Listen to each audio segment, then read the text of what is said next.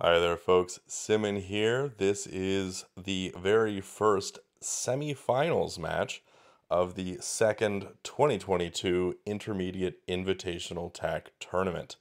This match is between dopeMedic and MehrGills. So dopeMedic won the April 2022 Beginner Tak Tournament with a flawless victory. I believe he won every single game he played. And MehrGills won the January Beginner Tak Tournament, if I'm not mistaken.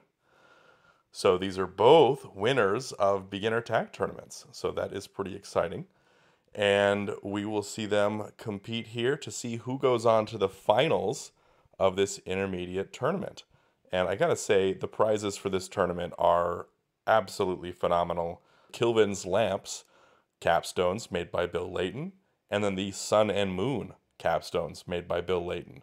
They're absolutely gorgeous, and I love them. Anyway, this is going to be a standard intermediate tournament game played on a 6x6 board, just like this, with a 15-minute time limit and a 10-second increment. That 10-second increment means 10 seconds will be added to their time after every turn. And this will also be played with 2 komi, just like all of our tournaments except for the beginner. 2 komi means that if the game does not end in a road, 2 is added to black's flat count score, and that is to mitigate the FPA, or first player advantage. It's a variant rule we use in most of our tournaments. So, without any further ado, let's jump right in to game 1. All right, and for game 1, MehrGills in white, dopeMedic in black. All right, we see A1 down here in the corner. Will we see opposite corners or adjacent? I'm actually in the middle of an asynchronous game on the Discord server with dopeMedic right now. And Dope pulled opposite corners against me, but it looks like Dope is pulling the hug, which he did against Orphane in their Blitz tiebreaker match just the other day. And I like the idea of the hug for a few reasons, but just like with that Blitz game, people don't play against the hug very often, so they don't really have a good idea of how best to work with it. So, so I think that's what dopeMedic is doing here.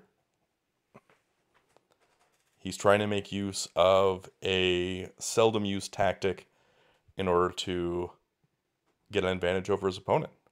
Now I think we might see a capstone here at B4. No, goes for the capstone at C2. So white still does have momentum here, but this capstone is able to come up and capture and interrupt this line at any point. So black can continue to build off here to the side, or can build up above. I think building up above is probably a better idea at this point. Does go for that. I was expecting it B4 instead, but he does come up here.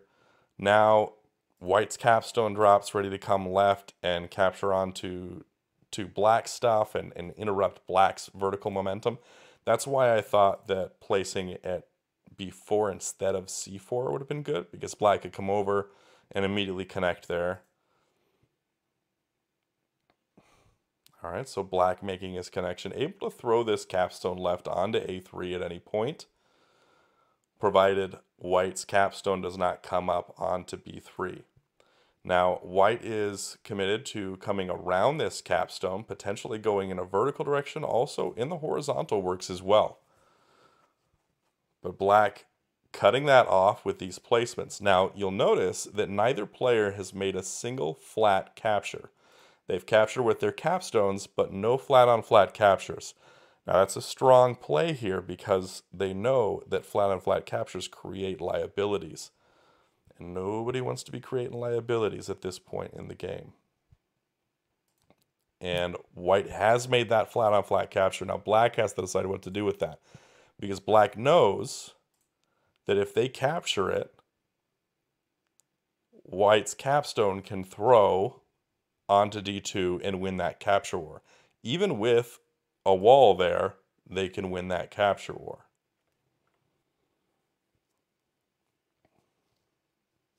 So black really wants to keep this d1 where it is, so white can't just place there. Smart play, I think, to drop that wall there. That's a really smart play. Because while white's capstone can come over and smash it,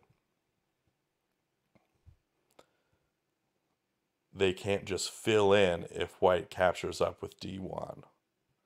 Or if white captures right with c2. Can't just fill in. I think that's smart. And this wall is able to capture down and then liberate the captive underneath d2. However, I feel like 2d2 minus isn't that bad of a play here. That would be a attack threat for white that black would have to respond to with a capture. Now that capture could be capturing onto a3.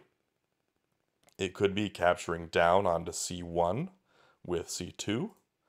It could be capturing onto a3 with, or onto even b3, but that's not too strong because then a3 just comes down. But yeah, white has a bunch of options here, and despite it being able to cut off in a few ways, I think 2d2 minus might be the play here. It creates lots of liabilities on this position because it'll have two black flats underneath that. However, black can't reach it in one turn, and black would have to make a capture either on c1 or a3, really. I mean, they could capture onto b3, but it's not great, and they could capture onto b1, but it's not great.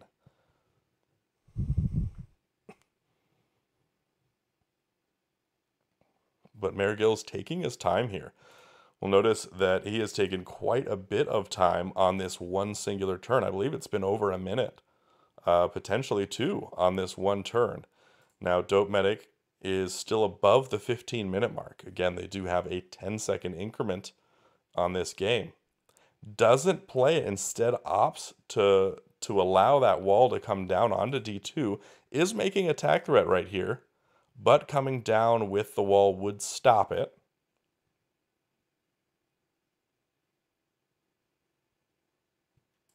We do see 10-second increment.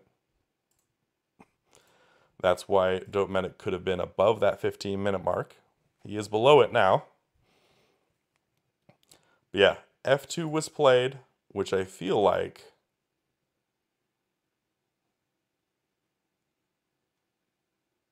you've got to bring that wall down, right? And if you bring the wall down,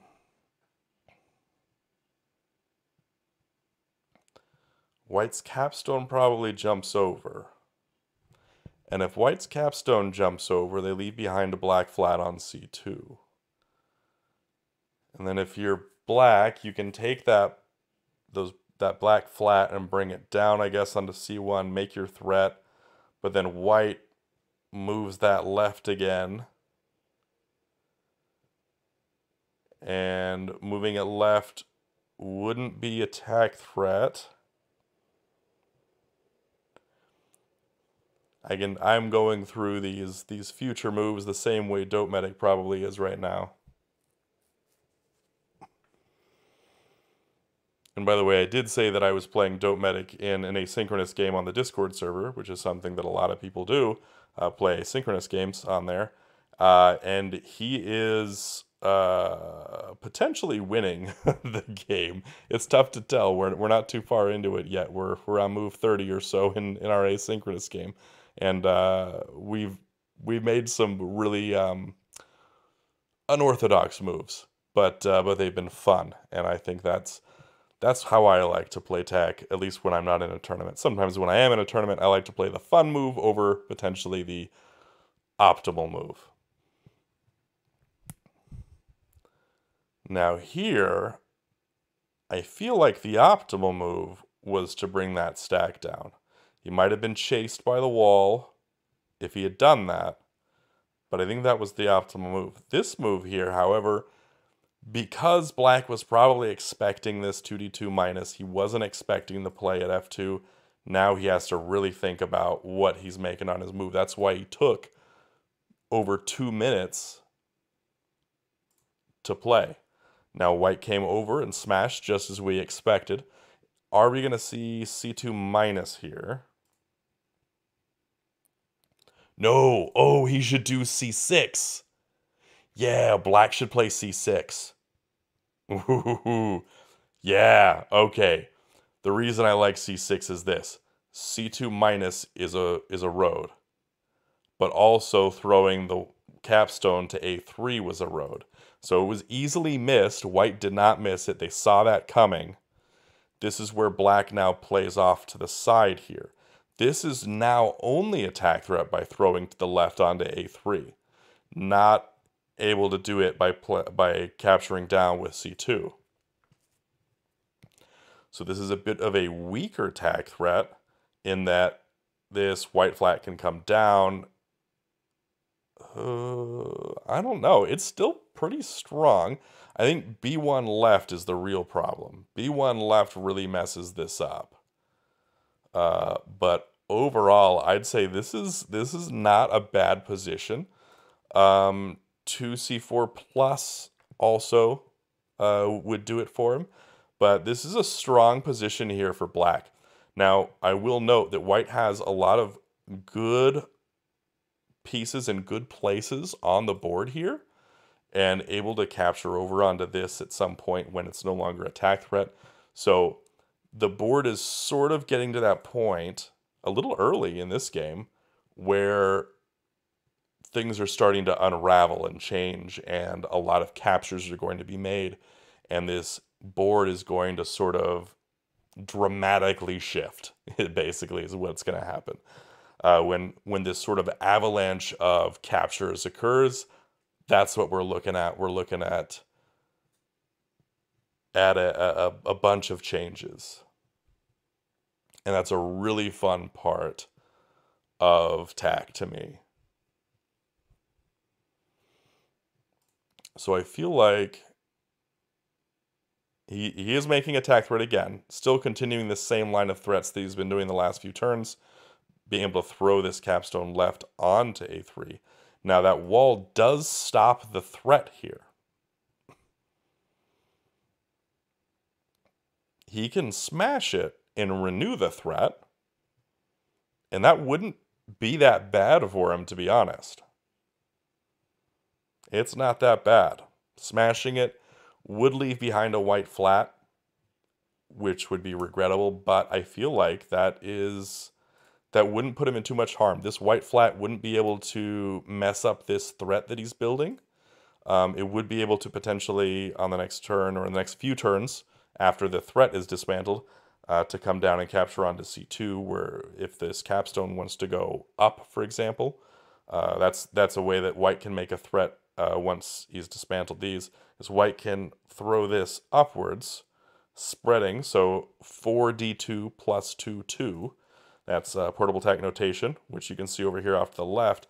We have a video on that in the Tak University video of PTN, or portable Tak notation, where I discuss how that works. But basically picking up 4 pieces from d2, so 4d2 plus 2, dropping 2, and 2, dropping 2. So 42 plus 2, 2 is the move that would make a threat after, of course, black's threat is dismantled. Now, black's threat is currently dismantled, but he can renew it by smashing onto b3.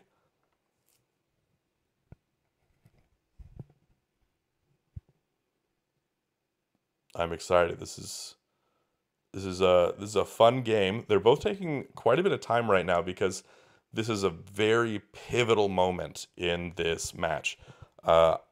And we see dopeMedic spending a couple minutes on this turn, and MehrGills also spending a couple minutes on these past few turns, just because this can make or break a game right here, because everything is hanging on a knife's edge right now.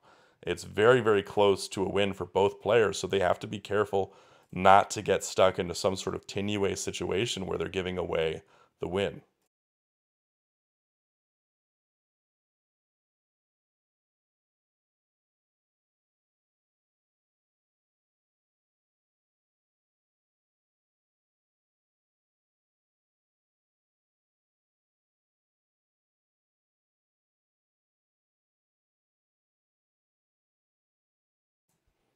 Still taking that time. Now he's got to be aware that he's now below 10 minutes, whereas MehrGills is at 12.5 minutes. It doesn't seem like a lot of time in between these two players, 3 minutes, but it can be a lot. Now this is interesting. I expected a lot of moves. I did not expect black to come down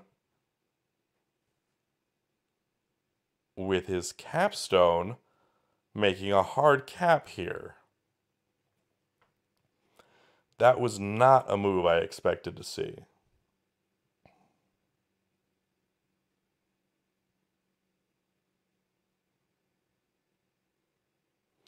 Is he going to go up?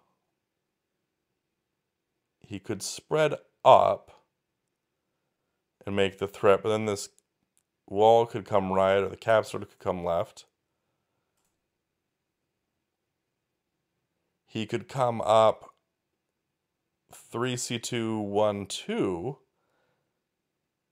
but then white would have momentum to go for a horizontal road, I think. No, maybe not, because after that, black spreads right. No, I don't think that works very well. I'm wondering what his plan is. Maybe he wants to come left, go 3c2 left, 1, 2 to be able to spread upwards.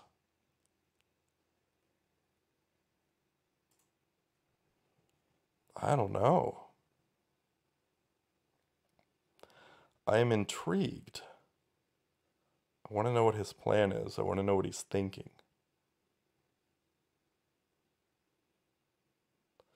He could also just be planning to place at b2 and then make the threat that way. White now has a threat in the horizontal direction. Capturing up with a3 would be a road. This is where he almost has to spread up now. Spreading up would be a threat in this horizontal or in this vertical direction.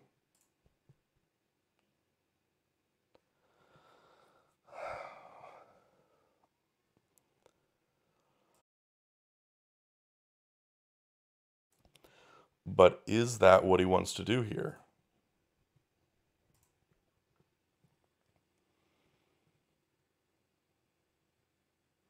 He could spread right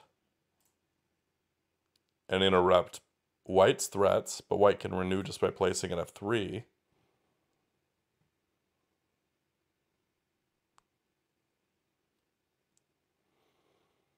This is a tough position, not because he doesn't have a lot of ways out, but because he specifically does have a lot of ways out. There's a lot of different moves he could make here, and they're dramatically different. And any one of them could lead to him losing the game or potentially getting a huge advantage over his opponent.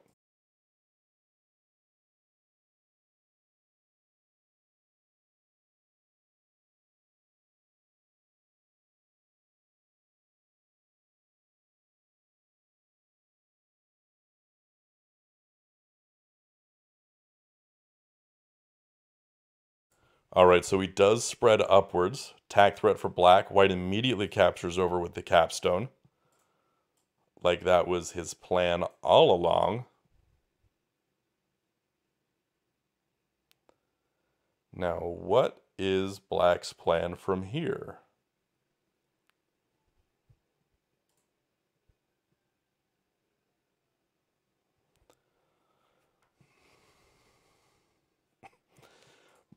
I can see black doing c2 right. Now, the reason why I see c2 right is this allows black to capture right over these two flats, if he wants to potentially. Also works for this vertical direction threat. And if white wanted to recapture onto d2, they would lose the capture war because e2 could come left, but then d1 comes up. So that would work. Instead decides to drop a wall here ready to come down onto d2.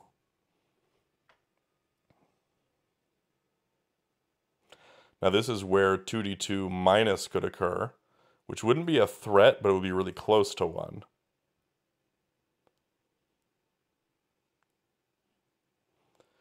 And white's capstone is there to come down onto C1 if anything happened there. So black would have to chase with the wall potentially.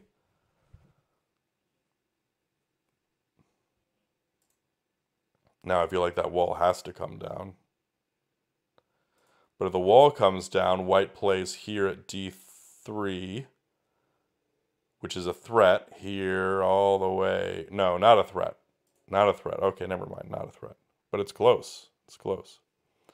Does come down. Not a threat currently for white, but it's very close to one.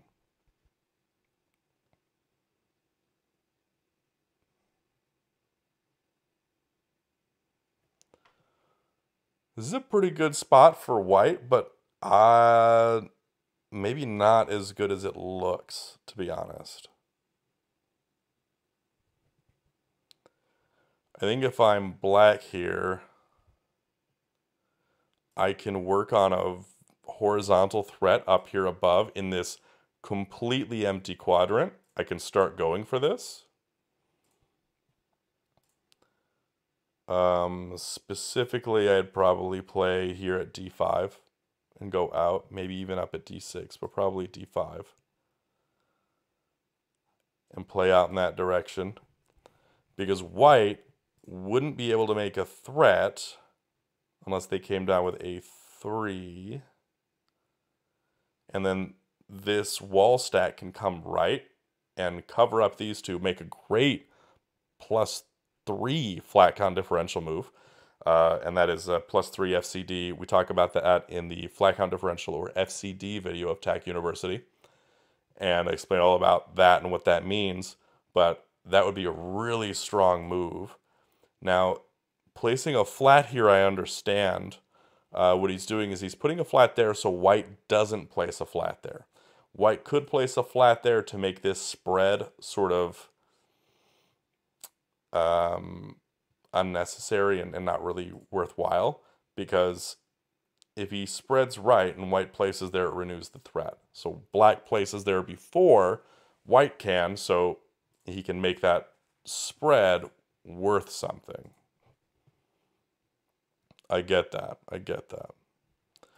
White now moving upwards.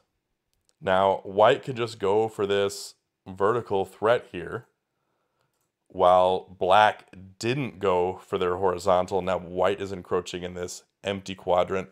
Black probably could have taken the initiative and gone for that instead of placing here at F3, because I feel like this wall stack, and yeah, I feel like this was strong enough to put an end to the threat. Didn't have to worry about placing here first. I think that was unnecessarily precautious. Or cautious. Unnecessarily cautious, yes. I don't think precautious is a word. Precaution is a word. Precautious is not. All right, and we see now white playing off to the side and cutting off black's ability to make this horizontal threat. Now, I like this position, to be honest, for black. I think it's not that bad. Black could play at D6. White plays here at E6, potentially, to make the threat. That's what they do. Now D6 comes down. Then white plays at F5 to cut it off and also to make the threat. That's not bad. That's not bad at all.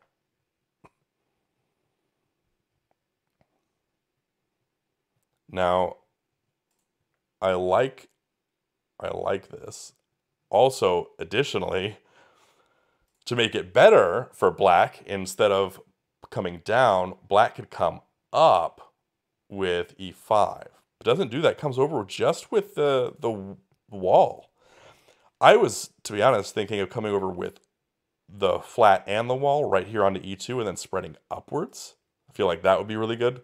Again, a good positive flat count differential move, and also interrupting this vertical threat and the horizontal. It would have been pretty strong, but it would have been more of a delayed move, because it's a 2 move to get that +3 as opposed to a singular. However, it would open up this spot to allow white to fill in here at D2 and do some vertical and horizontal shenanigans with that, but might have been worth it. Might have been worth it.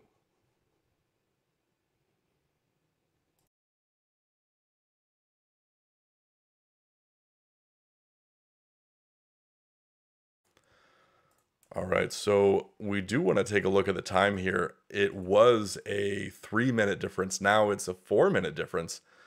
MehrGills at 9 1/4, dopeMedic at 5 1/4 on the clock. So quite a bit of a buffer here for MehrGills. That is a really strong position to be in time-wise. White building that out. Black could place at f6 and make a very weak threat and force a flat-on-flat capture up there. That flat-on-flat capture would lead to a tack threat for white, being able to come all the way down this direction for that vertical road. This is why I liked bringing that whole wall stack over onto E2 to be able to spread upwards, make that positive flag on differential move, and also just really cut off any way for white to renew that threat anytime soon.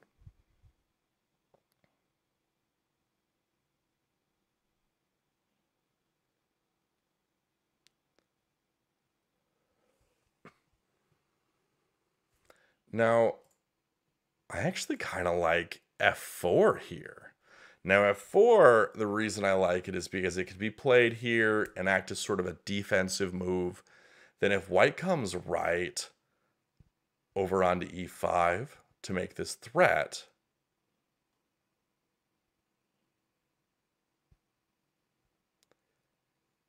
maybe you come right with the capstone stack and spread it over and go for that. Not a threat right away, not making a road, but making a threat at that moment. I feel like that's not a bad way to go. I'd have to look at it a little bit more though, because it's a complex position. But I like it. I like this spot that we're in here. White does make that capture, stops the tack threat from black, because black was making a threat here. Now white is making a threat in this vertical direction. Black's got 4 minutes on the clock, so running low on time here. Got to be able to spot that and counter it and not give themselves a bad position in the future. And so this is a tough position to be in if you're black. I think there is a potential here for throwing this wall stack all the way up to e5. It leaves behind a white and a white here, 2 double stacks. But black does capture this, liberate it, able to do something with that, maybe come back down, but would be able to dismantle this this vertical threat.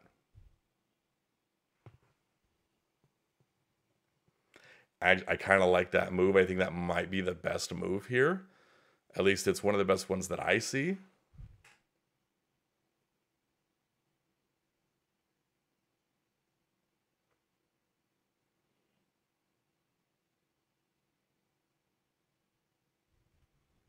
But doesn't go all the way up, just goes up 1. Interesting. Interesting. Why? That's my other question. Why did he just go up 1? He doesn't want to move, so black doesn't want to move this capstone stack.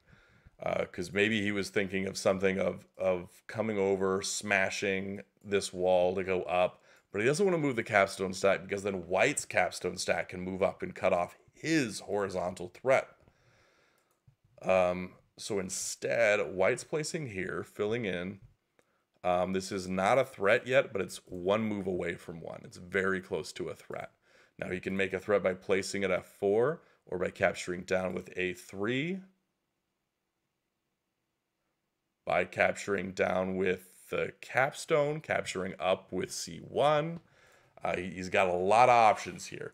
White comes back down, sort of a thrashing move, he's potentially trying to bait White's capstone into smashing. Not something that White needs to do at this point. If he did smash, he would lose. But Black is short on time here and potentially going for an unorthodox way of making that road. White wins by making the smash. I didn't even see it. I wasn't paying attention. White plays here at e4. Black didn't see that as being a smashable because he had the capstone pinned. But it doesn't matter if the capstone's pinned if you make the smash. Now, he did go for it. He did do the dragon claws. So I am at least pleased that he went for the dragon claws. For those of you who don't know, the dragon claws is what we call it when someone makes their opponent's road and makes their own road at the same time. Now, in this case, and in all cases of the dragon claws, when you make your opponent's road and your own road at the same time, whoever's turn it is gets the win. So White gets the win because they made the road on their turn. But I do like that he chose to make it a dragon claws. I appreciate that. I love dragon clauses. They're a lot of fun. And the reason why we call it the dragon claws is that in the original beta rules, it mentioned this scenario, and it said that it was as rare as dragons. So that's a lot of fun. And then we've kind of stuck with that. We like it a lot. But great game. That was a lot of fun. It did end to a missed threat, but totally understandable missed threat. I missed it too. I was paying attention to other things and different future moves that could have been made. So it was easy to miss that one. But great game, well played to both players. Congrats to MehrGills for winning game 1 of this 2-game match. That is all for today. Thanks for watching. Be sure to check out the description below for all things TAK, especially the TAK Discord server, which is the community hub, and where you can find all sorts of TAK resources like strategy guides and people to play with, whether that be online here on playtak.com or in the Discord itself asynchronously, or on our map of players where you can find people to play in person. But again, that is it. Thanks for watching, and until next time, have a great day and happy tacking.